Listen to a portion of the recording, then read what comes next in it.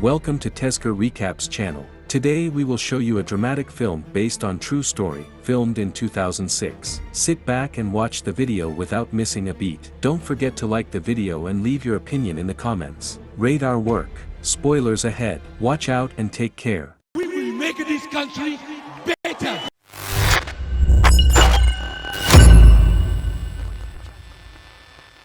Scotsman Nicholas Garrigan has just completed his medical degree and his parents believe that their son will have a bright career as a doctor. Very proud of you, Nicholas. But Nicholas himself wants a life full of unusual adventures and finds the life of a doctor boring. Nicholas rotates the globe and chooses an African country, Uganda, to travel, pressing his finger on the globe. Later, he will go to Uganda for new adventures. While traveling by bus, he meets a local girl who tells Nicholas about the political changes and unrest in Uganda. According to the girl, a new president named Idi Amin comes to power, and the people love him, as he promises to work for the interests of the people. A bit later they make love. Having reached a small village, Nicholas meets Sarah, the wife of David, who is the only doctor nearby. I'm Sarah, David's wife. On the way to the hospital, Sarah informs the young man that Idi Amin has officially become president. Arriving at the hospital, Nicholas understands that he has a hard job ahead, but he begins to treat patients without fear. Nicholas falls in love with David's wife, Sarah, and she expresses sympathy for him. David often goes to the villages for work, and at this time Nicholas begins to flirt with Sarah. One day, Nicholas and Sarah go to a speech by the new president. Amin goes to give a speech in one of the villages. Amin's speech inspires Nicholas. I am a simple man, like you.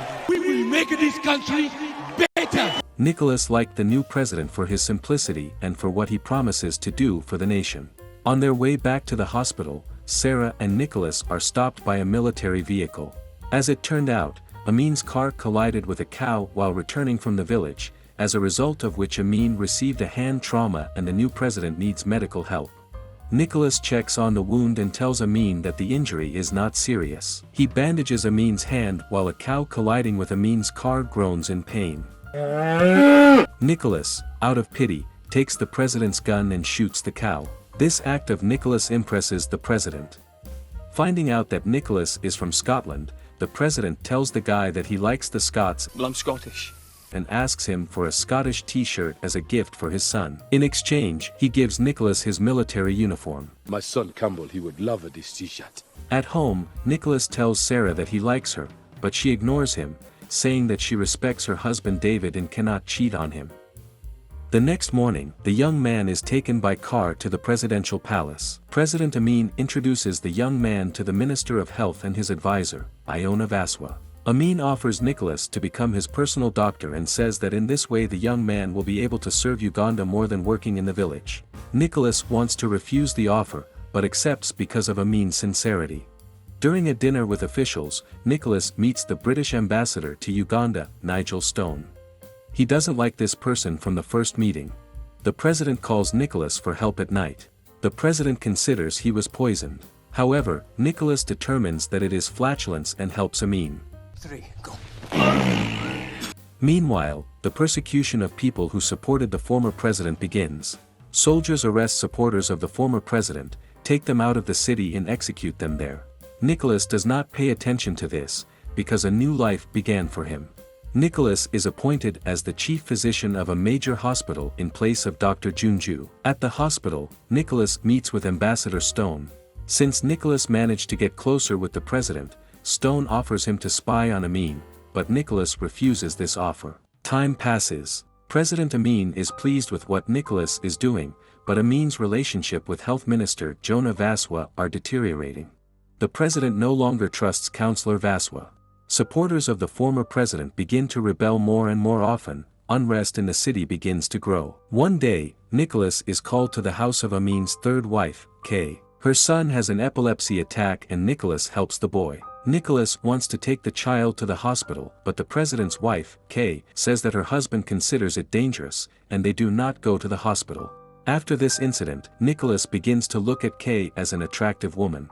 Nicholas likes Kay, and it turned out that Kay has a crush on him. At one of the events, the president notices how his wife Kay and Nicholas look at each other and begins to think that they are romantically involved. Amin gives Nicholas a car and asks the doctor to take him to the airport in a new car. On the way to the airport, unidentified people ambush the president and shoot at Amin's limousine, but the president, being in Nicholas's car, survives. Amin is sure that he saw in a dream how he would die, and therefore, he believes that he will not die until his dream comes true. The president arrests and severely punishes those who betrayed him, and begins to suspect almost all the officials around him, and especially his advisor Vaswa. The situation around becomes more dangerous. On the evening of the attack, Nicholas goes to a bar to relax, where he sees Councillor Vaswa with Ambassador Stone's aid. The next day, coming to Amin, he tells him that he saw Vaswa in a bar with an assistant to the ambassador.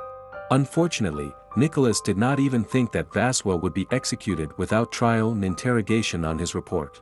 Ambassador Stone tries to reveal the truth to Nicholas and tell him something, but he does not even want to listen to the ambassador. Stone says he will introduce Nicholas to a journalist who is writing an article about President Amina's cruel and evil deeds. Nicholas refuses, but later, seeing that Vaswa is not in the office and that someone else is sitting in his place, he agrees to a meeting with a journalist. During the meeting, it turns out that Vaswa did not betray the president, but negotiated with Britain about the supply of medicines to Uganda.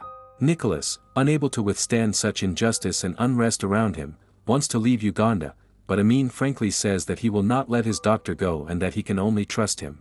Nicholas finds himself in a hopeless situation. He participates in another party of Amin and officials. The president introduces a beautiful girl to Nicholas there. However, Nicholas is not interested in this girl. Then, he gets drunk and goes to Kay, and later they go to a cave far from the guests together. They have sex there. Returning home the next morning, Nicholas sees that his house has been searched. There is a Ugandan passport on the table. Now Nicholas has officially become a citizen of Uganda, and his old passport is gone. Desperate, Nicholas goes to Stone and asks for help to leave Uganda, but Stone also asks for a favor from him. He gives the poison to Dr. Nicholas and orders President Amin to be poisoned at a convenient moment, saying that Amin is no longer of interest to Britain and that another easily manipulated president should take his place. Later, he shows photographs of the victims brutally executed by Amin. Nicholas continues to date Kay. Amin is getting more and more aggressive. Thinking that traitors have gathered around him, Amin begins to deport all foreigners from the country. When Nicholas tells him it's wrong, the president kicks him out. Kay informs Nicholas that she is expecting a baby from him and asks him to have an abortion, but Nicholas says he can't and asks Dr. Junju for help.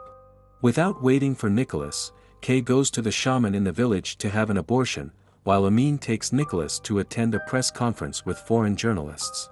Later, he goes to Kay's house, but the woman was not at home. Since Amin found out that his wife had cheated on him, Kay had his arms and legs cut off. Legs were sewn on instead of arms, and arms were sewn on instead of legs. Seeing that Kay was killed so brutally, Nicholas decides to poison the president. He gives Amin poison instead of painkillers, but the president does not have time to take the medicine, as he is informed that a plane for foreign prisoners has landed and they need a doctor. Dr. Junju takes Nicholas with him, because he himself could not cope with the sick. Nicholas sees the chief of the presidential guard giving the medicine given to the president to a soldier for testing and tells the soldier not to swallow the drug. Amin's guards beat Nicholas half to death. President comes to him and tells the doctor that he knows what he has been doing all this time and even that he has been sleeping with his wife Kay. The president promises that he will make Nicholas suffer for trying to kill him. As punishment, Nicholas is hung by a hook by his skin, and when he passes out, guards leave him alone. Dr. Junju treats and stitches Nicholas's wounds and puts him on a plane with foreign prisoners, asking him to return home and tell the whole world about the atrocities that are happening in Uganda. Nicholas makes it to his homeland alive, unnoticed in the crowd. Dr. Junju is accused of treason and executed. Amin ruled Uganda until 1979. According to official figures, more than 300,000 Ugandans were executed during his reign. He died in exile in Saudi Arabia in 2003.